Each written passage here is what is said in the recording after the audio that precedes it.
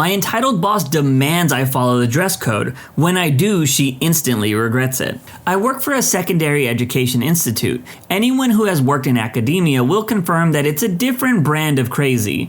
Adding on to that, our staff has no balance in gender or ethnicity, so it's the opposite of toxic masculinity. Toxic femininity? Doesn't quite roll off the tongue. Anyways, with weak management, it has essentially become a mean girls club. The boss lady PA is basically queen bee, with the rest of us being low worker bees. As I am not someone who kisses butt, I am often not very well liked, hence the low worker bee status. Work buys staff shirts for everyone with our logo on it, about 3 or 4 times a year. There are usually nice golf shirts or button-up shirts, but the last time, oof, this was an actual shirt Queen Bee wore one day. Boss lady literally squealed in delight like a toddler when she saw it, insisting that all of us get one. Guys, let me describe this monstrosity. It was mainly navy blue with a type of print. Think paisley, but not quite. The shirt was filled with cartoonish squigglies and doodles that made absolutely no sense. Apples, fleur-de-lis, seashells, even tiny little fish skeletons.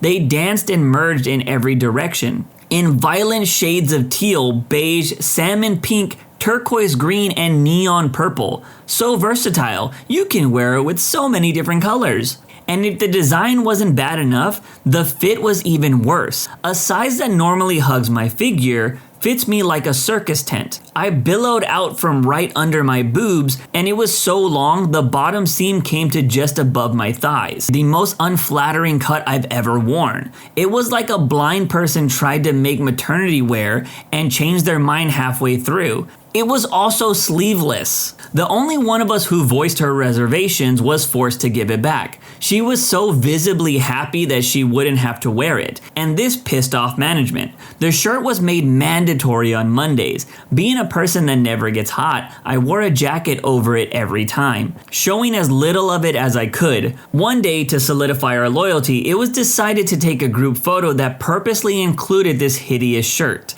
Being short, I was placed in front. Boss lady looked over us and promptly declared, "OP, you'll have to remove your jacket, thank you." I replied that I would rather not. She insisted and we would go back and forth. But they were all about to be deceived. I'm quite reserved, so no one at work really knows me. I never wear anything sleeveless because I have tattoos all over my shoulders and halfway down my upper arm. I always look normal and professional, wearing tailored jackets, cardigans, or 3/4 sleeves. Cue malicious compliance. So you want me to take off my jacket? I insist. No exceptions? None. I remove my jacket and toss it out of the frame in one of the coolest gestures I've ever been able to perform. I turn forward with my left shoulder facing the camera and reveal a Grim Reaper with a sweeping scythe and blue wings. That actually matched this ghastly shirt quite well, now that I think about it. There is a noticeable intake of breaths, and the whole group falls silent,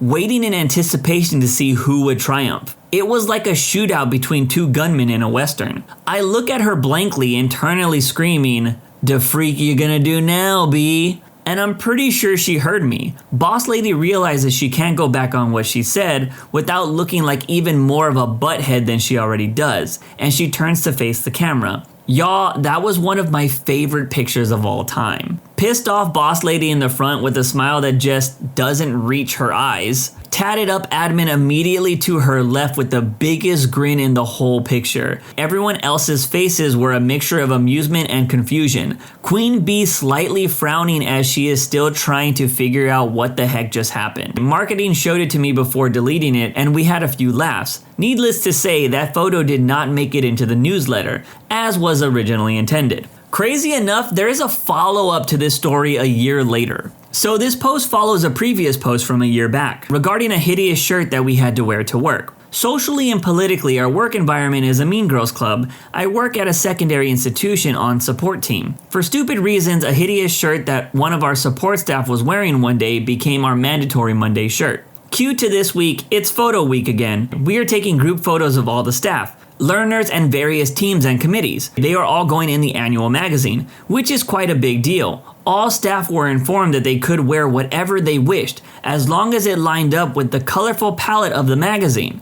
This was shared with everyone. They actually chose really pretty shades of pink, peach, mauve, and sky blue. The support team was really happy we could skip the ghastly shirt, until we couldn't. Last week on Thursday, it was communicated to us that we would have to wear the monstrosity. Of the whole institution, our group would be the only one that looked like doo-doo. The next day, on Friday, I was at the hairdresser and inspiration struck. I already have a short pixie cut that I color ultraviolet, basically very dark brown with the purple sheen. I revealed my plans to my hairstylist and she loved it. After my haircut, I went shopping. Now, one of the things touted as an advantage of the ugly shirt was the array of colors it contained and how versatile it is, as you can wear it with so many colors. I just don't think you were meant to wear all the colors together at once. I ruined the photo when the sleeveless shirt unexpectedly revealed the tattoos on my left arm and shoulder. So I knew this year that they would strategically place me with my right side facing forward. I know how they compose and space these photos by now. I've been here too long. So imagine their surprise when I pitch up with an asymmetric pixie cut, long sweeping bangs to the left with regular sideburns to the left, and the right side shaved in a buzz cut, all colored bright purple. Seriously, when I was facing that way, I looked different. So they tried to subtly hide me in the middle, at the back, slightly behind the person to the left, to hide these pesky tattoos. Because I was facing forward, I looked sufficiently professional. But I'm wearing killer platform heels, something I haven't done in 10 years, which makes me almost a hand taller than almost everyone. I politely declined their request to take the shoes off. So I have to sit in the front. Now you can clearly see my formal dress pants in bottle green, as well as my undershirt in vibrant teal, my killer heels in pale sparkly gold, and my wide salmon pink belt.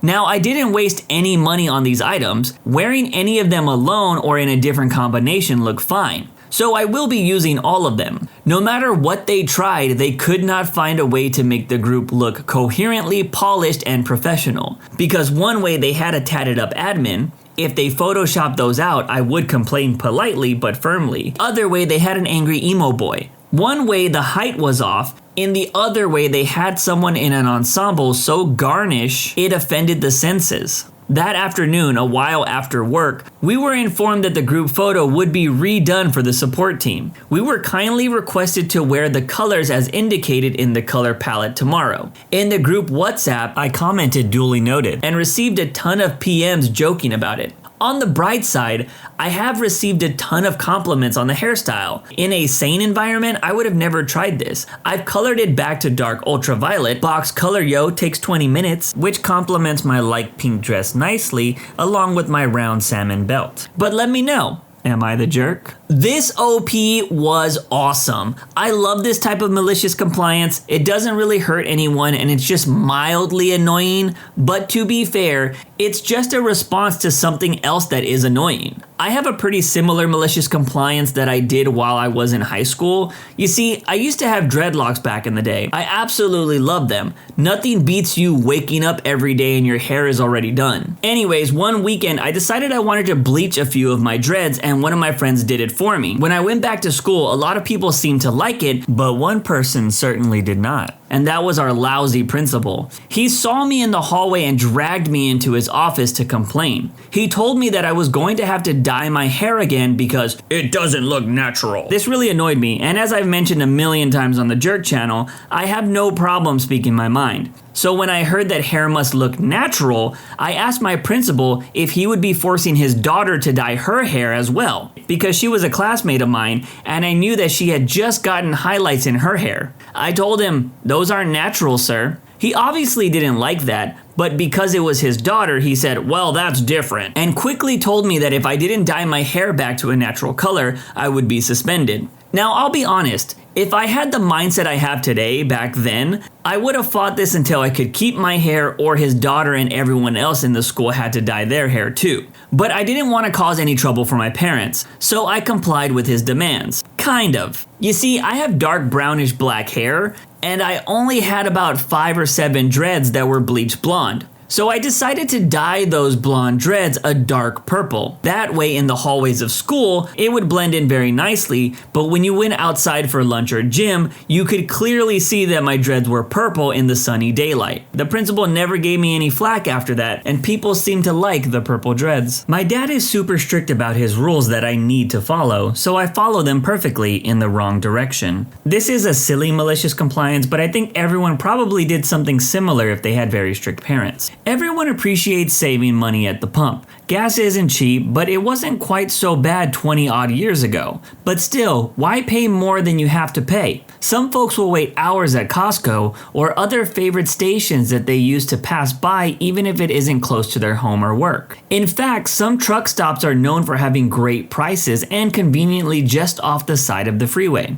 As a college student and licensed driver, the wise old man needed a ride to the airport one day. Now, my dad was pretty particular. He was a fan of rules. Nothing was simple enough that it couldn't be improved by a specific formula of rules or instructions. For example, a reasonably easy 30-minute drive to the airport could definitely benefit from specific instructions, plus a side mission involving his very own specific additional instructions, because the best deal in gas is just off the freeway at the truck stop along the route. There were also a couple of other younger kids over, kids of friends of my mom who was having a get-together. They thought it would be fun to hang out with an older kid who got to drive. They didn't plan on having a road trip, but as you will see, a road trip they got. To set a clear example, maybe even a standard or a bar, that would show me just how easy this airport run would be, the wise old man would drive to the airport detailing the truck stop where I would be responsible for maximizing my value and getting the best deal when I fill up on the way back, with no additional stops or deviations to be allowed on this very clear, very simple mission. So we loaded up from the southwest of town and hopped onto the freeway, and upon nearing this big city, we hopped on the beltway that rings this city in the center of a US state in which this happened. The wise old man made sure to note as we approached the blessed and preferred truck stop the exit number, the road name, and the truck stop name. This was easily remembered because it was all very close to home. In fact, it was on the drive I made regularly on my runs to and from State University in the north of the state in my own car. But this wasn't my car, it wasn't my gas money, or my choice. I would get off at the exit and take the highway back home. Now, mind you, we don't take the highway to the airport because it's slower. Much slower. There are stoplights, but I was not to get back on the freeway or interstate. I was to proceed straight home only using that road, no other stops, no other routes. The rules and instructions were reviewed as we approached the airport. We got there with enough time before the flight to do a quick pop quiz to make sure I knew all the apparent details and rules. You got it, the kids are in good hands, have a great flight. But he was quizzing me.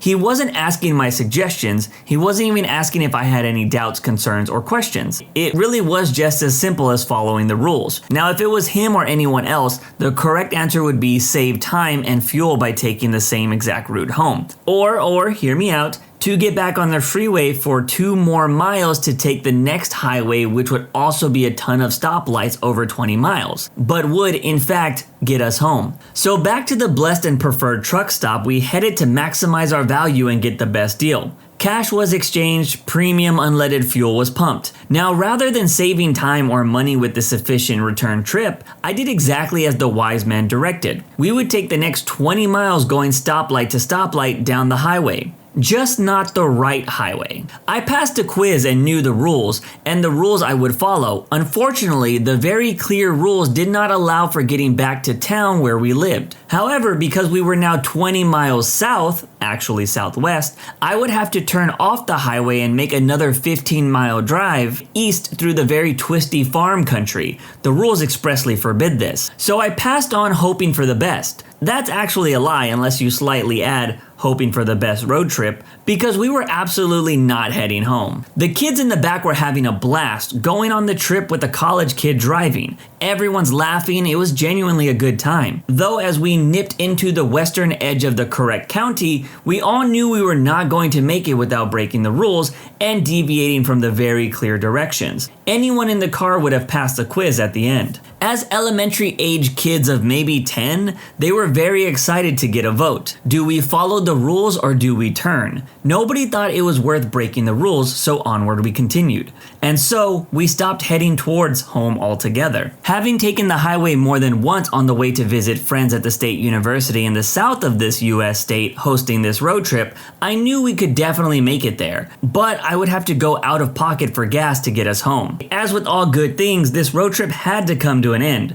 So at a certain point, roughly calculated by our falling fuel gauge, we turned around. We laughed and continued having a great time. We laughed even harder when we got back to that one crucial step the wise man, my dad, left out, turning for the long and somewhat perfulous farmland connector to get us back towards where we lived, where the kids were willingly co-conspirators in this performative act of malicious compliance. Were they my audience or were they my downfall? As we get out, the kids were laughing, the moms were happy the kids had fun, but we were asked, what took so long? Oh, sorry, Dad had specific instructions on how to get home, and we tried following them, but we ended up going out of our way. My audience just laughed and said they had fun. Since the car was on E, my mom topped it off long before my dad returned, so the wise old man had no idea his rules and very clear instructions ended up paying for us to have a real nice road trip despite his best efforts. My mom has been dead for years now, and I never told my dad, but the wise old man is no longer as weird about the rules. But let me know,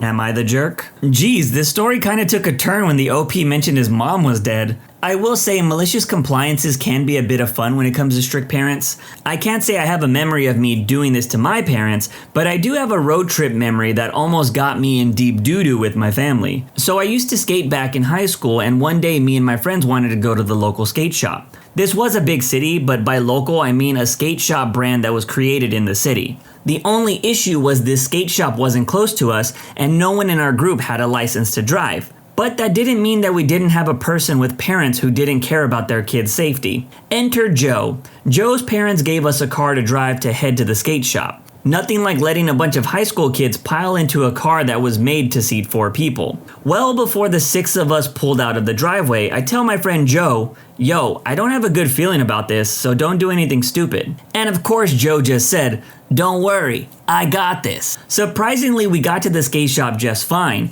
and we got my friend a new board and we were all excited to get back to skating. As we piled back into the car, super hyped about the next skate session, my friend Joe decided to speed down the highway going what must have been at least 90 miles an hour, and what would you know? That bad feeling I had showed up in the sign of flashing red and blue lights. As my friend Joe pulls over, he gets a very aggressive cop barking orders. This cop yells for us to get out of the car, and my friend Joe does, but being scared high school kids, we didn't know if that applied to us too. So we start popping out and immediately get yelled at by this cop to get back in the car. Long story short, his backup shows up and they arrest my friend Joe and tell us that they were impounding the car, so we need to leave. Mind you, we were on the highway, and the police just told us to find a ride home. I don't know if that was proper protocol, but this legit happened. The cops just left 5 kids on the highway. Well, at one point, I kinda panicked because I kinda told my parents that I was just hanging out at my friend's house, and I never mentioned that we might be getting into a car to drive across the city.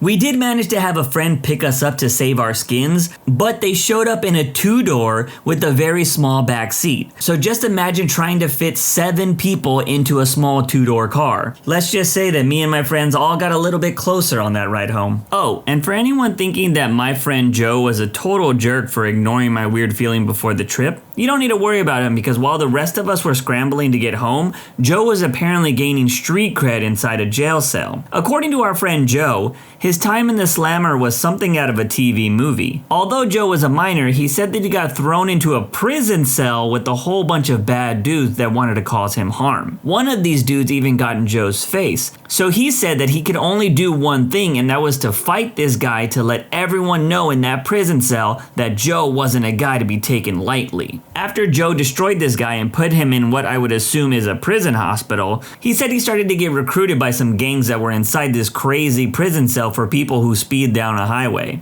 We all heard this story the next day when Joe was already chilling at home with his family. As you might imagine, we as a group of high school kids called total BS on this whole thing because we actually found out that the police called Joe's parents to pick him up and let him know why he got in trouble. So every day after that, we would make fun of Joe for trying to sell us this crazy prison story drama. Not sure why he made it up. I could only assume that he did it to make himself look cool, or at the very least, try to make himself look like he had a worse night than us that was left stranded. I still laugh about that night every once in a while, but because of that story, it also reminds me that I could have easily died that night too, with the way Joe was driving. Sometimes your crazy stories really make you think. That's it for today's video. If you want to make sure you don't miss out on any content, hit that subscribe button and make sure you hit that bell to turn on notifications. If you want to finish listening to all those stories, use the playlist at the top of the description. And if you're someone who live streams and needs copyright-free music, check out the Cream of the Crop music by searching Cream of the Stream on Spotify or whatever music platform you choose.